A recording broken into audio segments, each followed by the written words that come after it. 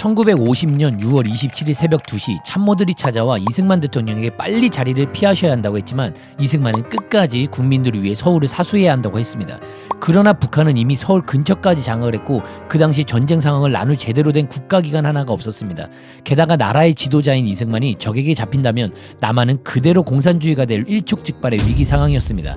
이승만은 어쩔 수 없이 대구까지 갔다가 다시 대전으로 올라왔고 서울에 더 가까운 수원까지 간다는 것을 참모들이 겨우 말려 대전에 임시관절을 마련했습니다.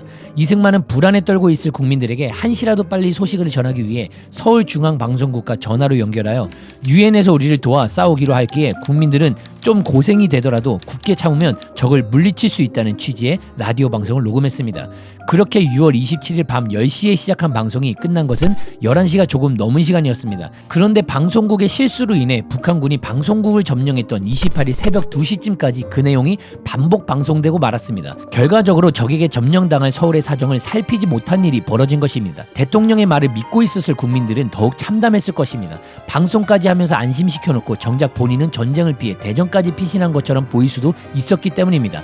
나라와 국민을 생각했던 지도자의 행동이 결국 엄청난 오해와 비난을 사게 됐고 국민들은 참담한 상황을 맞이하는 안타까운 일이 되었습니다.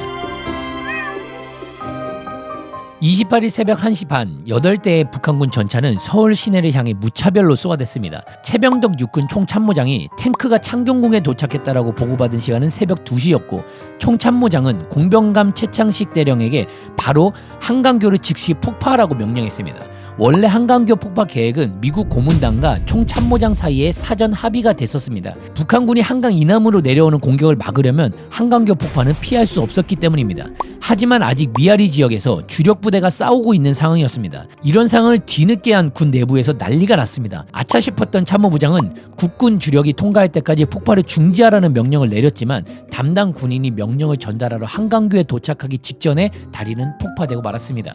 북한군이 한강에 나타난 건 그로부터 6시간 뒤였으니 계획보다 너무 이른 시간이었습니다. 수많은 인파와 차들이 몰려 서로 뒤엉키고 북적대던 한강 다리는 두 동강이 나버렸고 서울 시민 800여 명이 사망하고 말았습니다. 한강 이북에서 싸우고 있던 국군 6개 사단도 모두 무너져 4만 4천여 명이 죽거나 포로가 됐습니다. 서울 시민 150만 명도 피난해 가지 못하는 바람에 북한 인민군 치하에서 엄청난 고통을 겪어야 했습니다. 한강교 폭파는 북한군이 맹렬하게 내려오던 매우 급박한 상황에 군 지도부의 잘못된 판단으로 벌어진 크나큰 사고였습니다. 그로 인해 국민들은 참혹한 비극을 겪었습니다. 명령을 내렸던 최병덕 육군 참모장은 전투 중에 북한군이 쏜 총에 맞아 죽었고 최창식 대령은 피난민을 800여 명이나 죽게 만든 잘못에 대한 책임으로 처형당했습니다. 민간인을 지키는 것이 우리 군인의 의무라고 생각했던 이승만의 결정이었습니다.